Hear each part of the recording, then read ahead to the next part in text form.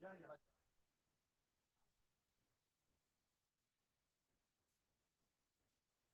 It's on the event. It's there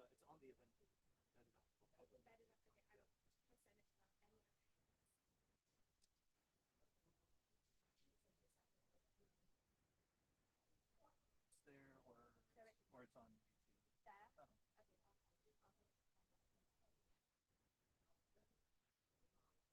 Oh.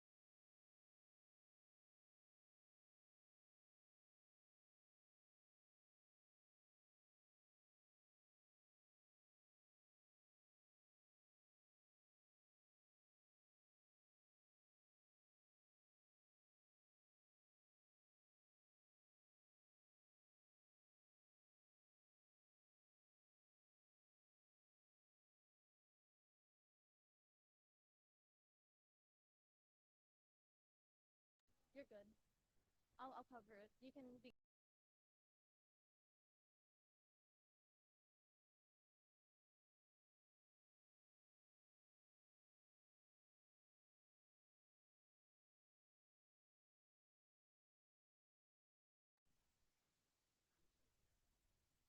May I request everyone to please take a seat?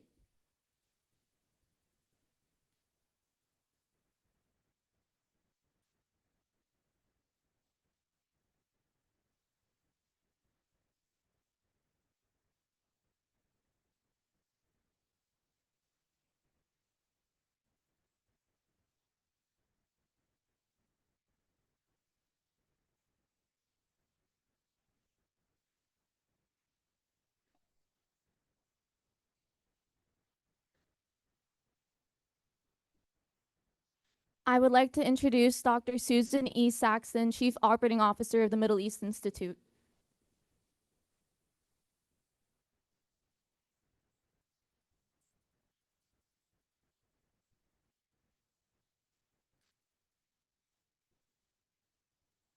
Good morning, Your Excellencies, President Hashmi, and distinguished guests.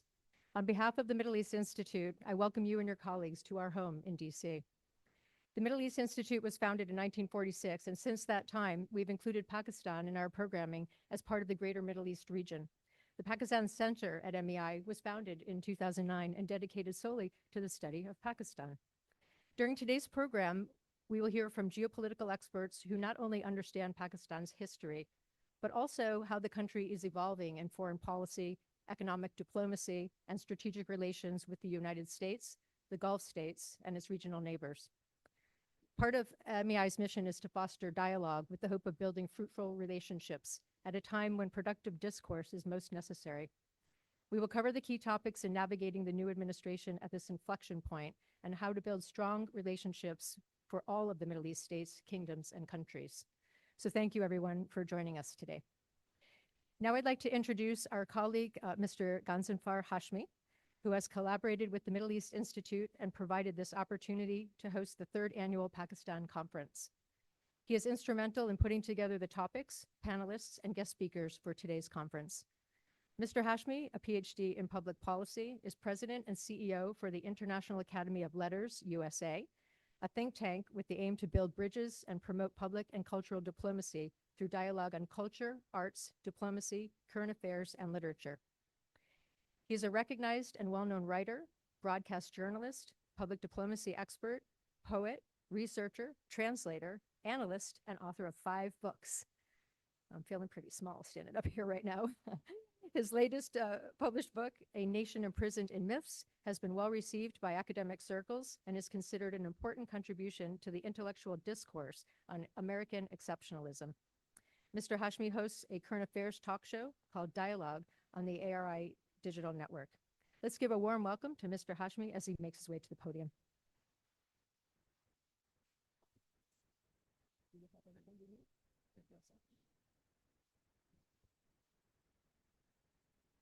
Thank you, Dr. Sexton.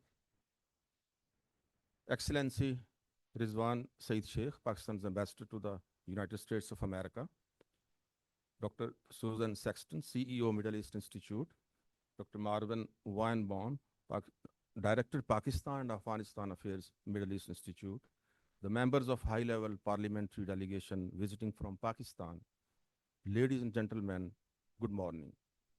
On behalf of the International Academy of Letters USA, I would like to welcome you all to this 3rd annual Pakistan Conference, which has now become an annual feature of Washington, D.C., and an iconic event of our organization. This conference is being organized in collaboration with Middle East Institute, and for this, I am thankful to Dr. Marvin Weinbaum for this partnership and support. Ladies and gentlemen, this conference is being held at a very critical time. On one hand, Pakistan has entered a new phase of its relationship with the Trump administration. And on the other hand, we are going through a post-war and post-ceasefire uncertain situation. A high-level Pakistani parliamentary delegation is currently visiting the USA, and fortunately, they are part of today's conference. We have dedicated the first and closing keynote sessions to the discussion on the Pakistan-India crisis and understanding of Pakistan's viewpoint on conflict. For more than 2 decades, Pakistan-USA relations have only been understood through the lens of Afghan war and seen as a security-centric and transactional. But now, international political dynamics have changed. Great power politics in the region has pushed main players like Pakistan to leverage its position, a unique position of geostrategic position with balancing its relationship with all great powers simultaneously. It is a time to see these relations through the lens of new priorities to be set by the short and long-term interests of both countries. Public diplomacy is a soft power that can influence international affairs and establish an enduring partnerships that does not depend on transactional exchanges. By facilitating dialogue and cultivating relationship between citizens of both nations, public diplomacy assures linkages between the United States and Pakistan that can persist even when government to government level relations are not good. There is a need to engage lawmakers, media, influential groups, think tanks, and cultural organizations through public and cultural diplomacy tools and create an environment that can help achieve the foreign policy goals of both countries. International Academy of Letters USA is a non-profit, non-political, and non-partisan think tank organization working to build bridges among the nations and communities through dialogue on diplomacy, art, literature, politics, and culture. It organizes conferences, forums, festivals, and seminars, and is actively engaged in strengthening Pakistan-USA relations through people-to-people contacts. The main objective of this conference is to understand Pakistan's viewpoint on the recent Pakistan-India war and explore the opportunities for strengthening security, economic, and trade relations between Pakistan and USA by engaging diplomats, businessmen, investors, experts, and scholars. I am grateful to my friend Dr. Marvin Weinbaum, Director of Pakistan and Afghanistan Affairs, Middle East Institute, who has provided us with this opportunity for partnership in organizing this conference. I am also thankful to our keynote speakers, Excellency Rizwan Saeed Sheikh, Pakistan Ambassador to the United States, Mr. Bilawal Bhutto, former Minister for Foreign Affairs of Pakistan and head of the visiting delegation from Pakistan, members of the Pakistani delegation, and all honorable panelists today for accepting our invitation and gracing this occasion with their presence. I take this opportunity to say thank you to my friends Tahir Javed, Hasnain Aslam, Umar Bajwa, Umar Khwaja, and my Maryland friends for their cooperation. Ladies and gentlemen, I am sure that this conference will help identify the ways for broader cooperation between the two countries and make the world better understand Pakistan's viewpoint on the Pakistan-India conflict and post-ceasefire situation. Thank you very much. Now I request Mr. Excellency Rizwan Saeed Sheikh, Pakistan Ambassador to the United States, for his opening remarks.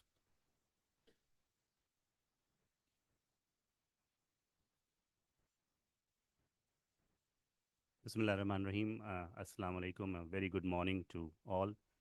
Thank you, Dr. Sexton, Marvin Weinbaum, and Mr. Hashmi for this joint effort of Pakistan Academy of Letters as well as the Middle East Institute for organizing this important event. As you have mentioned, that it is third in the series, so it is really taking roots as a regular feature on the calendar of events here in the United States. As the ambassador of Pakistan, since we are going to have a lot of discussion with regard to the different aspects of US-Pakistan relationship under the new Trump administration, I would try to preface that discussion with a few important points. The first one being that Pakistan, as you know, is a mega country. We are 250 million people with a population growth rate of 2.55%. We are not particularly fond of it, by the way, but still that's the growth rate that we have.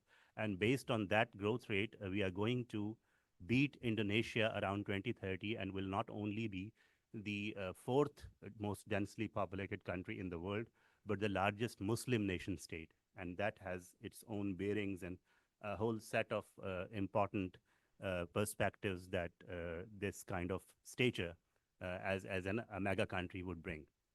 And as I've said, that population growth rate is a credible statistic with us. But in that vein, we will actually beat United States and be number 3 in terms of population around 2 decades from now. So that is saying something. So in 2 decades from now, and imagine that if the last 2 decades in your life seem to have gone in a jiffy, in a snap, we are looking at another 2 decades. So Pakistan and United States would be number 3 and 4 in terms of being the most densely populated countries in the world.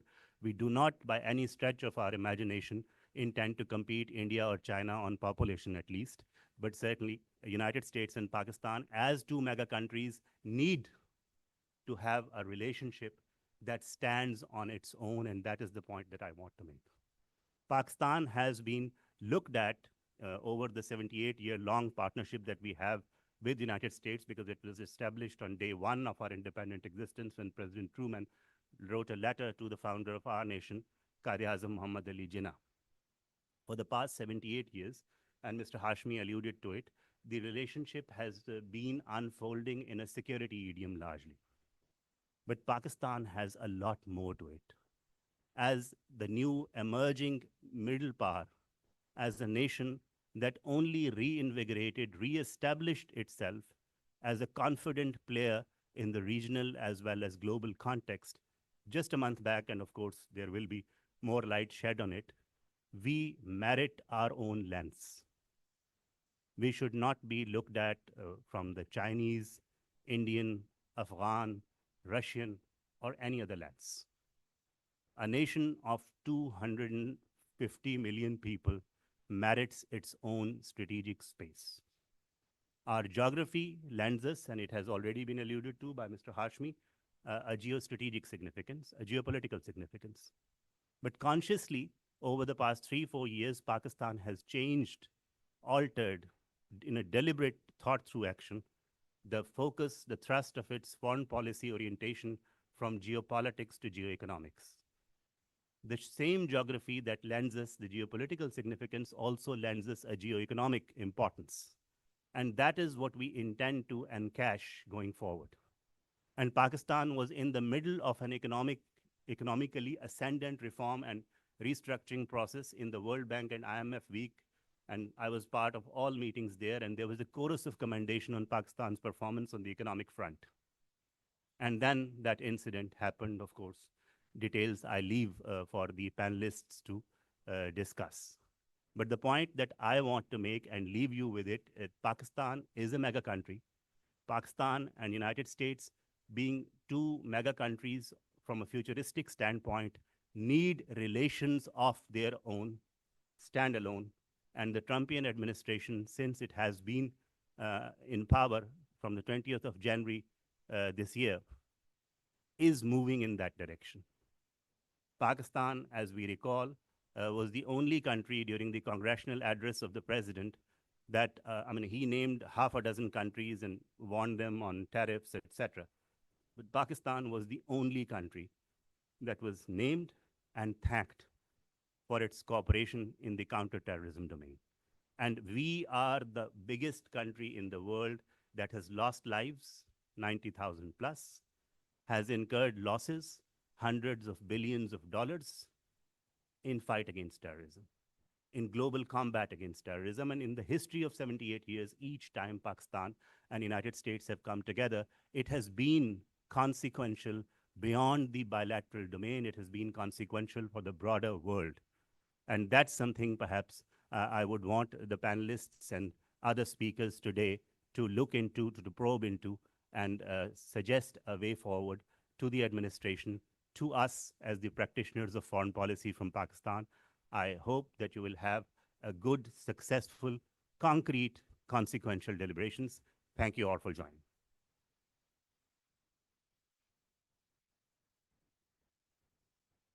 Thank you, Ambassador Rizwan Saeed Sheikh. So we go straight to our first session, and the moderator of the first session is Mr. Michael Kugelman. He is the expert on South Asian affairs and is the columnist in Foreign Policy magazine. I request him to come on the stage. So our first session's panelists are, I request Ms. Hina Rabbani Khair, former Foreign Minister of Pakistan, Mr. Dr. Musaddiq Malik, Federal Minister, please come on the stage. Senator Shari Rahman Sahiba, former Pakistan's ambassador to the United States, and Ms. Tahmina Janjua, former Foreign Secretary of Pakistan. So, ladies and gentlemen, we have 3 sessions today. First is the keynote session, and the second session is opportunities and obstacles to strengthening the US-Pakistan economic and political relations with the Trump administration. So this is the third session, sorry. And the second session is on economic security cooperation. And the third one I just told. And we have a closing session which will be addressed by Mr. Bilawal Bhutto Zardari, former Foreign Minister of Pakistan and Chairman of Pakistan People's Party. And that would be at 12. And we will be having lunch at 12:30. So this is the whole conference agenda. I will be sitting as your helper and co-moderator. Co-moderator. Thank you very much, Ghazanfar. I trust everyone can hear me. Great, excellent. Well, I want to thank Ghazanfar and also the Middle East Institute for inviting me to be here. My name is not Marvin Weinbaum. He was envisioned to serve in this role, but he couldn't make it, but I'm happy to step in and moderate. And also it's great to be reunited with Ghazanfar. We have collaborated on several conferences on US-Pakistan relations in the past. So we have a very distinguished group of speakers with us. They were just introduced. As you know, they're here with the visiting delegation from Pakistan. So it's great that they could join us. The format for this session will be for me to pose a few questions to the delegates. I'll start with a few questions about themselves and their delegation and why they're here. And then I'd like to move into a bit of discussion about the US-Pakistan relationship, which is the focus of the broader topic of our discussion. And then we'll look to have some Q&A. I believe there'll be note cards that you'll be able to write your questions, and then they can come up to us. So first question, and this is for anyone that would like to respond. I think we could keep this very, very informal. It's a very simple and a very fundamental question. So the conflict with India ended nearly a month ago. A ceasefire is in place, a fragile ceasefire, but a ceasefire is in place. There are very pressing issues at home to tend to, and yet your government has put together this very distinguished group of former ministers, ambassadors, and diplomats to travel here and 4 other key global capitals to make Pakistan's case on the issues that figured in the conflict last month. So clearly the government in Pakistan takes this delegation very seriously and has invested heavily in its success. So the question is, what is the purpose of putting this delegation together at this moment? And building on that, what's the objective and how will success be measured? I can take it. Please. I think, first of all, thank you very much. I thank the Institute, I thank you, and I see a lot of friends here, so thank you all for coming. I think we are here because this is not just the issue between India and Pakistan. It's a much larger issue that brings into question the stability of the region and perhaps the stability of the world. And that's why, in spite of very pressing needs at home, we thought it would be very important to come here and talk directly about it. There are 3 major things happening which the world needs to hear. The first is this new doctrine of defensive, offensive, preemptive strike, etc. This is a very bizarre and very dangerous doctrine. This is a doctrine in which you can attack a country without any proof, any provocation, or any reason. Here, if you suspect that the country is going to attack you in the future, not right now, you should be able to attack that country. There's also another premise, that if something happens within a particular country because of the oppressive instruments that they're using on their own people, and there's a response, and you suspect that some other country is behind it, that gives you the right to wage a war.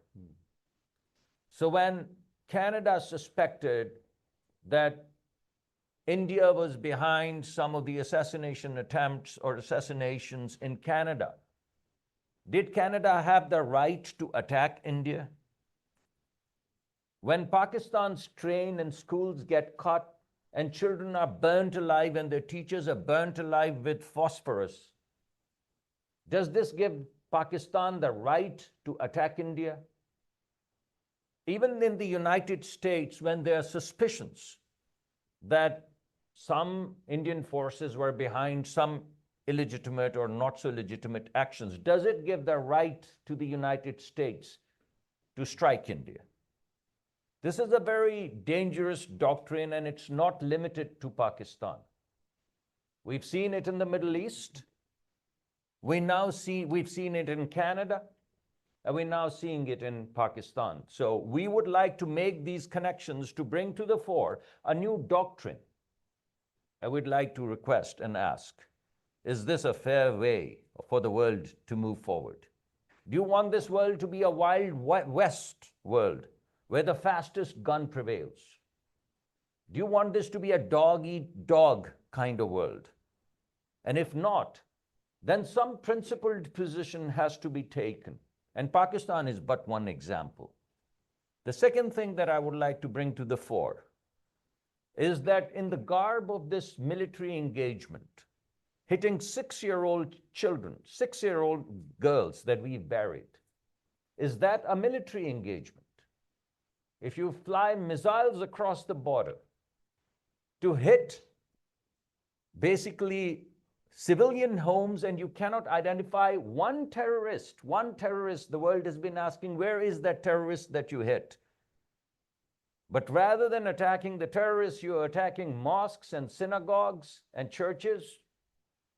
You're burying schools and hospitals, and you're letting the world dig out dead bodies under the rubble of those schools and hospitals. So this entire human shield doctrine, of which Pakistan is just but one example, we're bringing to the fore for the world to see where we're heading. The third thing that we're bringing to the fore, and this would be my last point, is that this violation, unilateral violation of treaties, what does that mean? There's no provision in our water treaty with India. But if India says we have a right, because we're upper riparian, to choke you of your water, the only water supply, may I tell you, the only water supply, choke you of your water supplies, then what are treaties worth? All of these treaties that came about, the war treaties, the peace treaties, the international developmental treaties that we are all signatories to, they're not worth the piece of paper on which they are written. If any country can unilaterally withdraw from this new world order. So I submit to you, that's why we're here. Not just about us, we are here about us as well. But we are here for you to imagine a world which is ruleless, which is without any agreements, which is only based upon realpolitik of power. We have walked this journey before. We had the First World War, we had the Second World War, based upon assumptions, based upon suspicions, based upon violations, and based upon no order. So I submit to you Is this the world that we'd like to cook? We come here in peace. I ask the counter delegations, what are they here for? We ask for dialogue. What are they asking for? And if we say peace and they don't say peace, and if we say dialogue and they don't say dialogue, then we'd like to come to the world to say, hey, guys, you're walking on thin ice. And when it implodes, it's not just going to be India and Pakistan. Thank you. Yeah, This- Ambassador, please. So I think Minister Malik sums it up very eloquently, but I just want to make a few points on why we're here and what's going on. Actually, the state of play is what matters today to us for more than one reason. And one of them is, as rightly observed, India is trying to reset a strategic new abnormal in the region. I call it an abnormal because it certainly is nowhere close to a normal or anywhere close to what even a regional hegemon does in its behavior. Now, it's trying to be a regional hegemon that belongs to the 19th century, where you impose order through permanent war. And it is trying to impose order through permanent conflict or war, not by maintaining or securing the region through peace. That is usually how regions are secured, even by global hegemons or regional hegemons. So my submission is that, you know, it's not behaving. This is an oxymoron. You can't preserve order in a region or stability or ensure security in the Asia or Indo-Pacific, which it is seeking to do, without being some sort of provider of peace. And Chairman Bilawal has been saying this everywhere, that peace is the only net security provider which will ensure stability. And stability is crucial. Stability is crucial because we are the obvious, the two nuclear countries. But what is dangerous is, in this new abnormal, that there are no rules, as stated here, absolutely no rules, and there are no conversations, structured dialogues, risk reduction regimes, or any kind of protocols that lead to some kind of maintenance of crisis order. You know, there's not even crisis communication since 2019. There has been no civilian or even limited military communication between two nuclear countries who have repeatedly gone to war. And as you know, this time, the threshold for nuclear conflict became closer and closer. It was lower. The 87-hour war escalated too fast for anyone's comfort. Now, the point here is that while water is being weaponized in a dangerous new precedent, and we should talk about that, I think, more substantively, the issue here is that what will go on in South Asia will not stay in South Asia. The world needs to worry about what's going on here, because this is not a crisis that can be contained. Conflict that is stoked as perpetual, as opposed to what we are seeking. Now, what we are seeking is sustainable peace. And sustainable peace is only through structured, composite, or whatever dialogue you can, however you want to structure it, but it has to be sustainable. It can't just be cut off, cut on. And that's how mature, responsible, strategic states behave, nuclear states behave.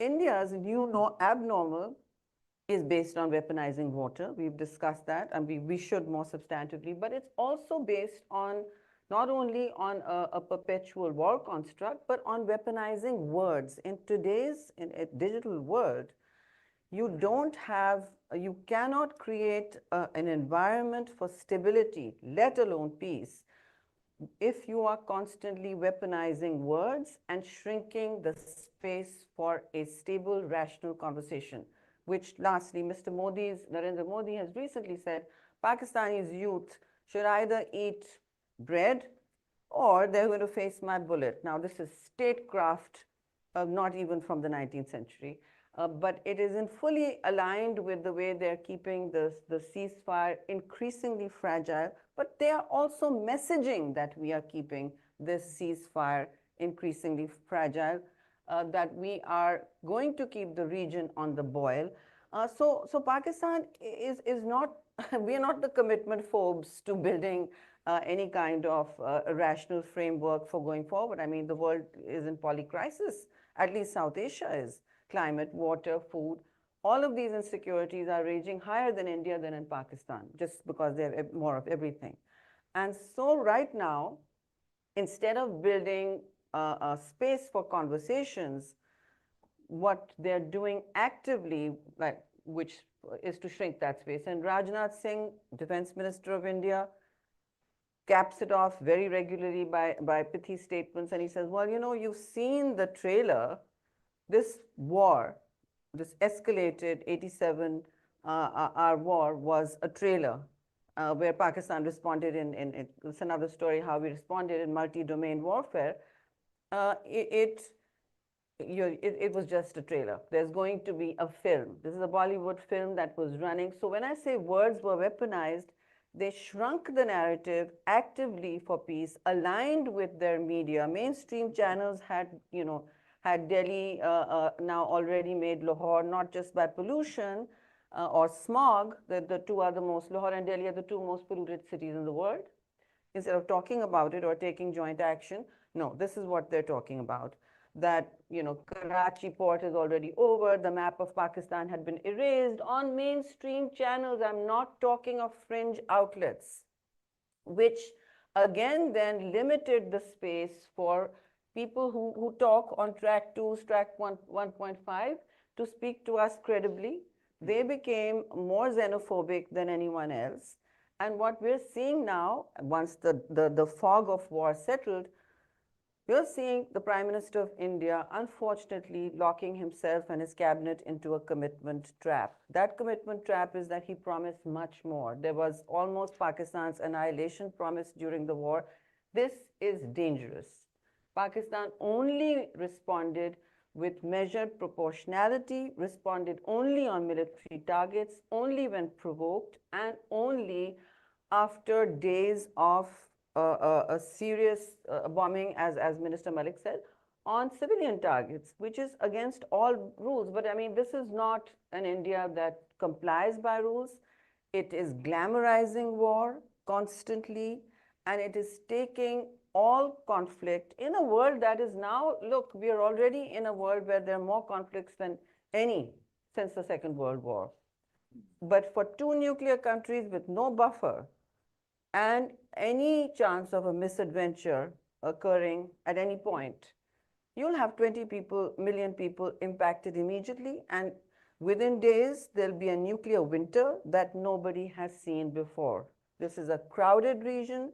This is a region that will not be able to contain, because Pakistan will have to respond. We have, by Article 51, the right to respond, according to the UN Charter. We believe in laws.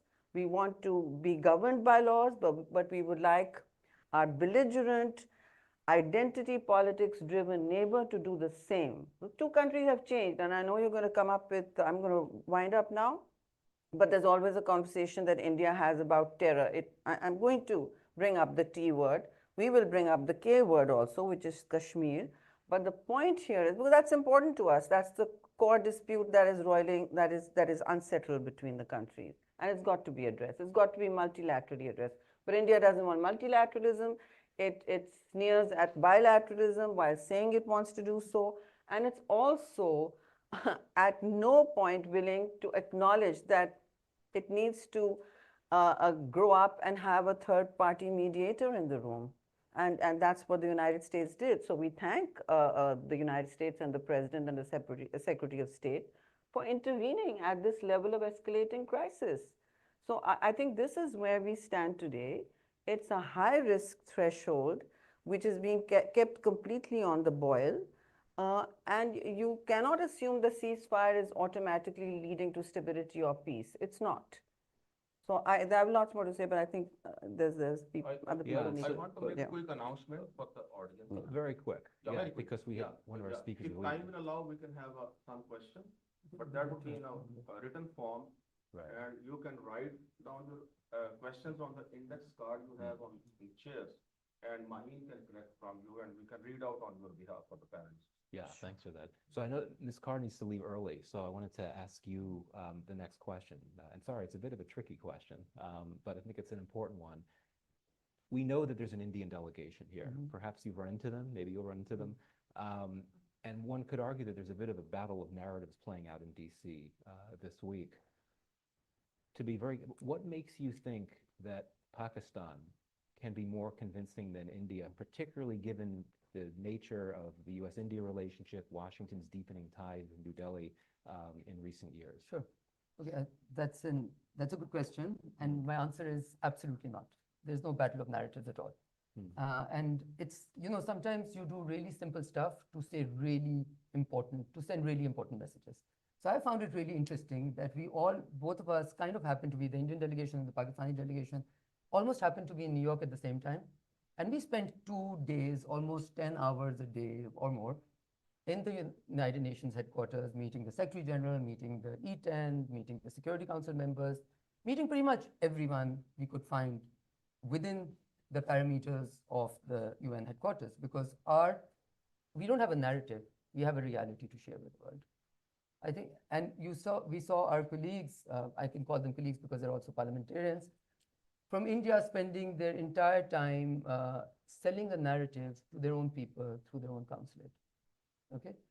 And I think this, more than anything else, tells you as to how differently the countries are placed today. Because what India's, let's start with, that was to directly ask your question, what is India's ask and what is Pakistan's ask? I will put India's ask in one word, and that is impunity from international law, from rules-based order. It is saying that it is big enough, large enough, important enough, needed enough within the Western Hemisphere as a net security provider, whatever nomenclature you want to use, to receive complete impunity from all forms of international law and the UN Charter. Started off with, Article 25, every country has to, is obliged to go by the Security Council resolutions. In 2019, India decided we are going to re-annex Kashmir, and nobody dare now say that Kashmir is not an integral part of India. And it doesn't matter what, the reality is. So I remember at that time on the sidelines of the Munich Security Conference, I said, in 2019, I said, the world needs to wake up, India is becoming a rogue state. And it's really very, very, it makes you very unhappy when something that you say turns out to be so true. So moving back, I think what India is asking of the world is, let me frame it in three different ways. First of all, here's a country which says pretty much what they're asking of Pakistan is that Pakistan should become the next security guarantor of India. So if they make political mistakes in Kashmir, or if they make, security lapses inside India, anywhere else, everything that happens in India will fall on Pakistan's door. And then India, one nuclear state, has the right and wants the world to, give them the ability to do that and to codify that and to normalize that, to launch strikes into another nuclear state and come what may, the escalation ladder as it will goes where it does, right? Now, in this particular situation, you saw that they said, we don't need to provide evidence, not only to Pakistan, to anyone, not to the United States of America, not to France, not to the United Nations. We do not need to provide evidence. What is that? Impunity. Then they say, oh, we will never give Pakistan the pleasure of a dialogue, as if it's a pleasure that Pakistan is seeking. It's our quest for peace and security that makes us go back to dialogue, negotiation, because we do have unattended issues between the two countries, the root causes which have been referred to. And then it says also that we do not also want multilateral solution. Then it also says we don't want third countries to intervene. And then it also says when President Trump says, I intervened, I got the ceasefire done, he's lying. When Marco Rubio says, oh, there will be more negotiation, there will be dialogue, he's lying. So who's telling us the truth? Only Prime Minister Modi and his coterie of people. And also, Michael, I do want to say that I think what was very sad is what we witnessed in those 4 or 5 days. It wasn't only the implosion of India's, myth of their conventional supremacy over Pakistan. It was also an implosion of Indian society that we saw in real life, which Pakistan had been experiencing, but it was really there for everyone to witness. And it doesn't make us any happy. It makes us very, very sad because we share a long border, people. So it's really, I don't think there's any you know, wanting to compete with India on the narrative that they're trying to sell, because we're not selling a narrative. We're selling a real, not selling, we're trying to bring the world's attention to a real concern of a real nuclear flashpoint on real issues which need to be attended. And are we now agreeing that the only way to attend to those issues is through military means, and that negotiation and dialogue must not be a gift to be given? So it's a terrible, terrible framing that we see from our neighbor. And in our quest for peace and normalcy, and for the sake of our people and their prosperity, for 1.7 billion people, I think it is imperative, and that is why we are very proud of the mission, as Chairman Bhutto keeps on saying, that this particular delegation has been given by Pakistan, by the Pakistani people, Pakistan's Prime Minister. It's literally a mission to be able to extract peace out of the, you know, the ocean of militarism.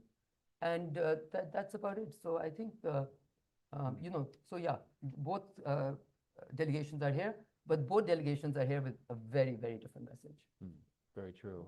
Thank you. So as Ghazenfar said, if you have questions, there should be note cards, put them down. We'll start getting to them.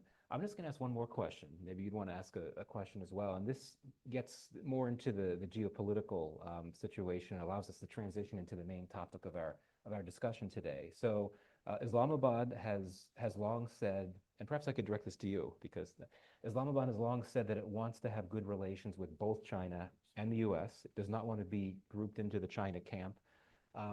But in Washington here, many are skeptical of that view and believe that Pakistan is already in the China camp.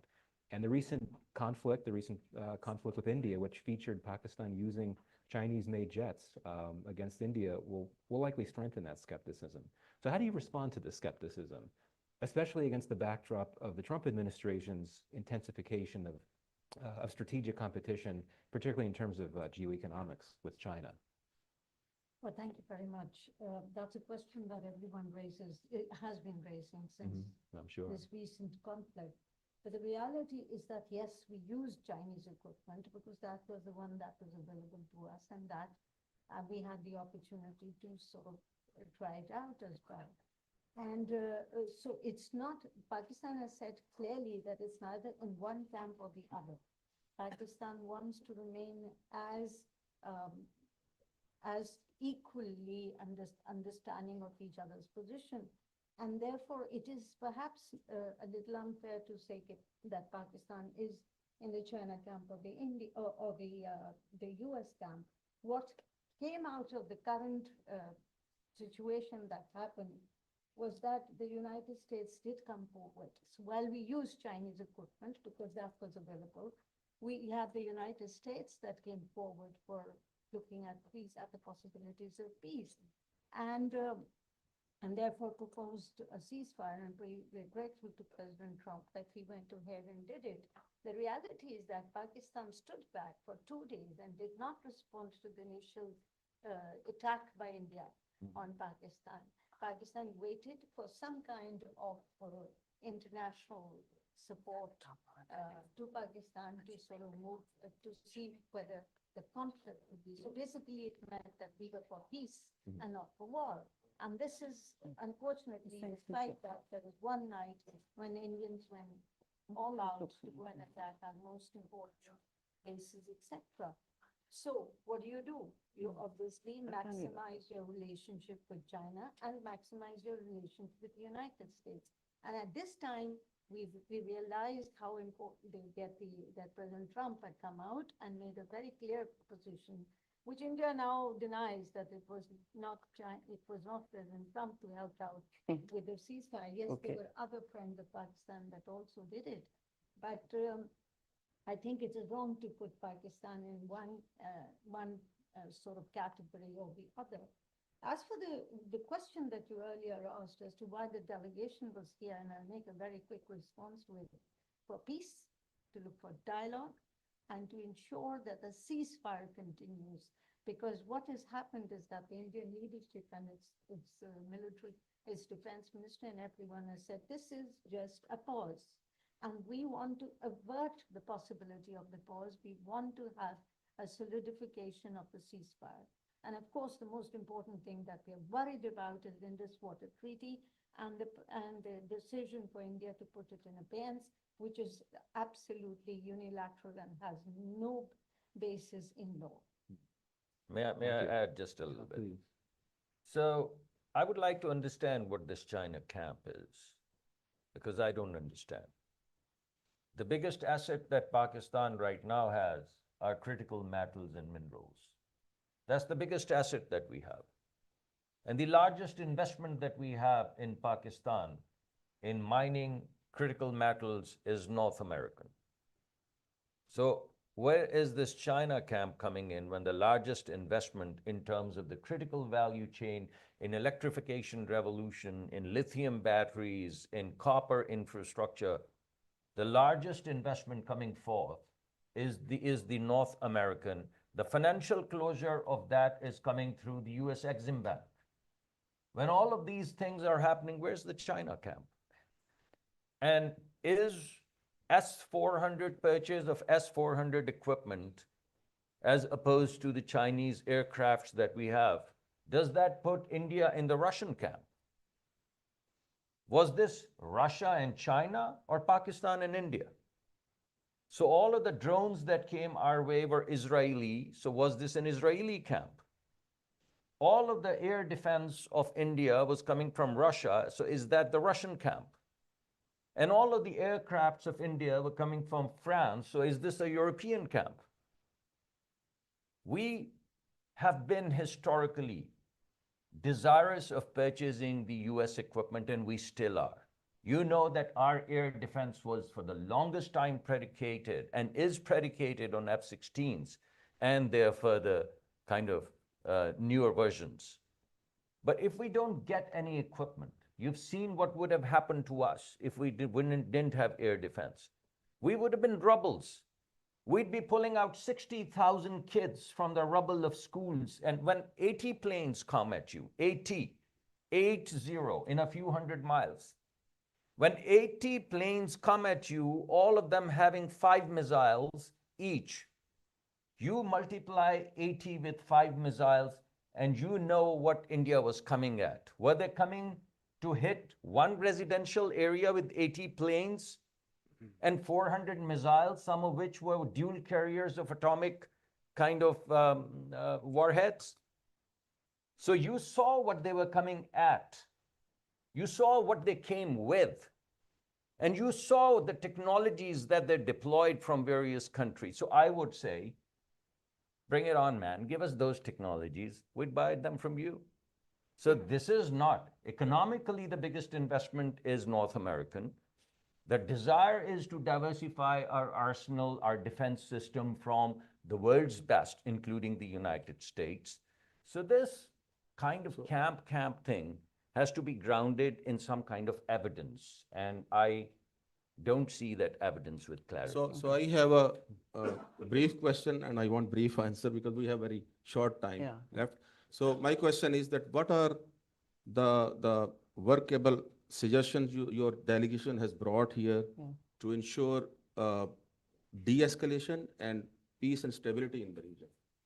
So if I may just quickly take that, I don't think that there's any rocket scientist or any reinvention of the wheel here. These are policy elites practiced in the art of rebuilding from conflict and creating confidence building spaces and measures, right? Now, first of all, I think it's quite clear that despite India's saying that, you know, the United States did not intervene, obviously they did. And the point is that there have been many such episodes in the past. The United States has the leverage, the influence, and the power to do so. You need leverage on both sides, and they haven't, and that they've done it this time too, like many other times. So we are saying that, you know, while, as say, for instance, Marco Rubio's tweet even said, we will be speaking in another country. What we're saying is, look, you invest in a structured dialogue, but create the space for it. I mean, you've got to create space for dialogue. You've got to lower the public temperature, and you're dropping payload in a war of fissile and other ballistic missiles this time. But you're also dropping a daily payload of words. that shrink the space for political leaders in both countries. This is important because, as you all know, in parliaments and these are democracies, they're big thriving democracies, they have to respond. Just like you have to respond to sovereign attacks on your sovereignty, you have to respond to verbal attacks on your sovereignty. And daily invective and abuse is not statecraft. It is keeping the region on the boil. So we're saying, don't do that. If you really want to, we're saying the United States is the place where we both are at. We're here to tell our own story. That story is that Pakistan has changed substantially since in the last 20 years. We don't want to be, when I was ambassador here 10 years ago, I think we were very clear that we were being defined through conflict and security lenses and of course Afghanistan. We fought the longest war with you. And we do not want to be defined by conflict or even terrorism. Pakistan has fought the longest ground war against terrorism against anybody in the world. And so we continue to do so. Today, I think other than Burkina Faso, we have the largest amounts of terrorism. It's just not in the headlines because it's not part of the strategic posturing and objectives of the United States linked with Afghanistan, but it's still happening and it keeps recurring. And as you will hear from Bilawal Bhutto Zadai that his mother was a victim she was martyred by terrorists. We're all defined by those experiences, but we do not wish to continue to be defined by those. We have moved on. What's scary and dangerous is that India has moved right back. It's come full circle and it wants to be defined by an enemy within, which is religious minorities and others. And it wants to be defined now and wants to define its new politics, identity, hyper-nationalist politics by an enemy without. We're the enemy without. So we're saying, don't do this. We're telling our interlocutors here, you have leverage with both countries. This is not the way to survive the 21st century with borders, with challenges that come across borders, problems without passports, whether it's cyber terrorism, whether it's real terrorism, ground terrorism, or climate change and water stress. These are real issues. We can have two questions. Yeah, sure. In fact, thank you. Two of these are very similar. So let me just group them together. You've got about 5 minutes, so I'd request that your responses be brief. So the first question is from the audience is what is Pakistan's next strategy to counter India's new normal in the Indian subcontinent, specifically with Pakistan? And why is Pakistan using defensive diplomacy? Instead of defending Pakistan, why not confront India on the grounds of terrorism in Pakistan? Pakistan has been confronting India on the grounds of terrorism. The recent incidents that have taken place in Balochistan, Pakistan has openly called them out. The Indians have been called out. You see, these incidents have been a result of financing and even direct involvement by Indians in the problems not the problems, but the incidents, the terrorism incidents in Balochistan and certain parts of KP. I mean, if you recount the recent incidents, and you'd be amazed at how, despite the fact that we had this terrorism incident in Pahalgam, there continued to have actions taking place in Balochistan, where a student's bus was attacked, where many other such incidents have taken place. So we have now openly come out and called them out, and also not only that, we regularly submit information on the presence of the Indian terrorism in Pakistan to the UN, to the UN Security Council, to our partners, to the United States, to all the P5 and everyone else. But we want to have an open discussion about it. I think we now are in a situation where we talk openly about it. But we are looking right now not for another fight, but a possibility to work these issues out through dialogue. And that dialogue existed when we had the composite dialogue that was going on between Pakistan and India. We had several sessions of it. You can argue that it did not work. Yes, it did not work at that time, but it needs pressure on India by the international community to work these things out. And the pivot India that was created has now been proven a bit wrong by the situation that was created against Pakistan. So I think what the new normal or whatever as Shariman says, the new Abnormal. the new abnormal is something that we need to clearly, and we are talking about it, clearly talk about it openly and say, what does it mean? Does it mean that if you have a little incident in India, they come and attack Pakistan? That's what Modi is saying. Modi is saying, our new doctrine is that the minute there's an incident in India, we will go and attack Pakistan without information, without credible information, without any international sort of looking at that incident.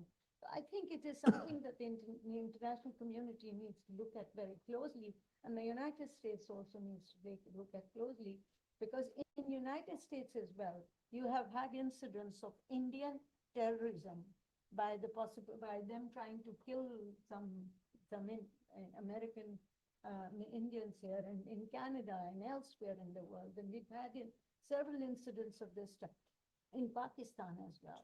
So it is important that we last question. Okay, I think, yeah, I mean, we need to wrap up in just a minute. But it's really a question about the Middle East. What is Pakistan's current posture toward Lebanon and the Palestinian territories? Israel and India have been increasing ties as Pakistan seek to counter this. Very brief interventions. Yes. Go on. You know, the biggest, I mean, and it applies to both questions. We present dossier after dossier and after dossier in the United Nations, and you say we are not being offensive. It's not that. We're just not waging war. Is the only definition of offensive is a war?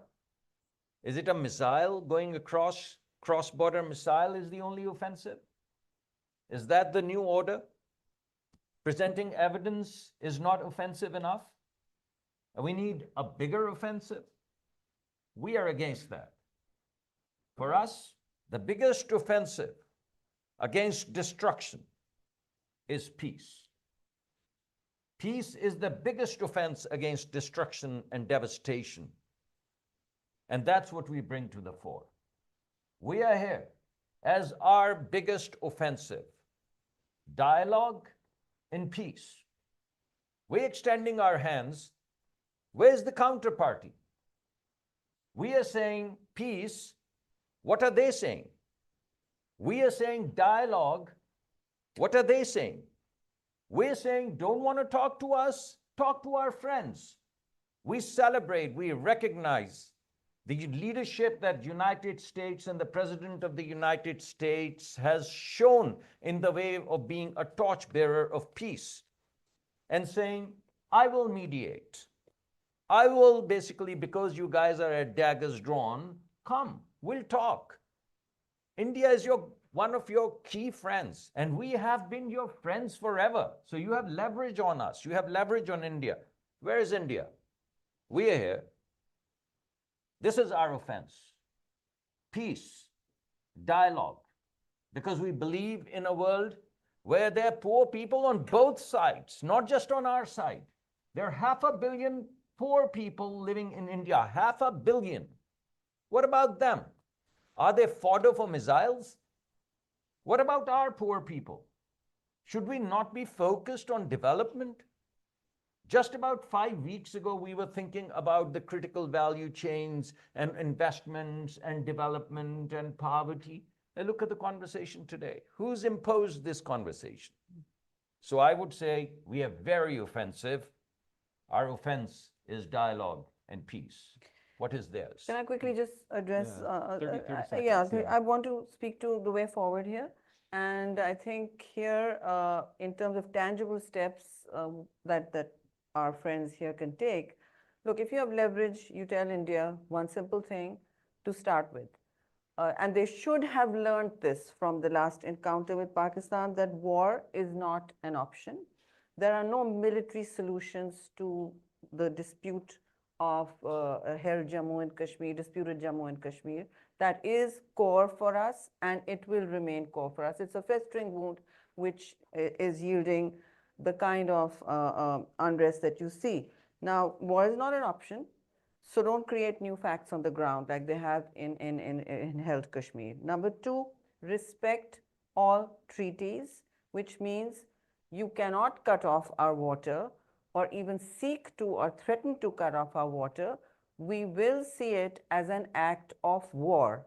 You do understand what war means. Right now with Pakistan, it is not what they thought. Here, that's what's happening in India. It was not what, they did not think Pakistan would be able to, you know, I don't glamorize war.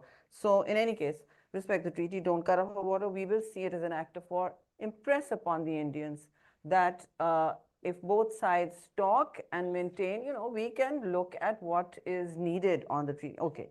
India also is obsessed, obviously the conversation is obsessively about the past and terrorism, terrorist incidents that Pakistan has done this, Pakistan has done, right? Start building a space where you both can bring proof to the table. Otherwise, you are judge, jury, and executioner, and that's completely unacceptable. It should be unacceptable to the United States of America also, because the role played here by Washington and the Trump administration has been a legacy role, and much more can be done, building on that, of intervening late, but at the threshold where it was needed. So build that in.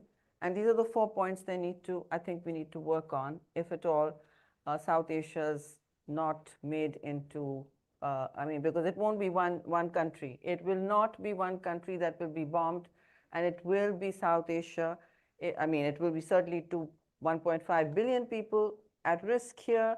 And again, I'm repeating, what will go on in South Asia will not stay in South Asia. So I'd say take one last word. responsibility. I'd say one last word. Just allow me 30 seconds. Look, Sure. we say this with humility. Yes. We say this with confidence.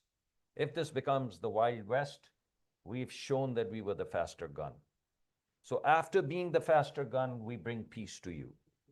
Have no illusion. You bring war to us, we'll take you on. So, yeah, thank you very much to Minister Malik, Ambassador Rahman, Ms. Janjua. Thank you. I think we're now going to transition right Michael, into I'm no longer Ambassador Rahman. I have many identities. It's Senator Rahman. I'm a serving senator, for crying out loud. For the panelists. Okay. And now we're on for, on the seen as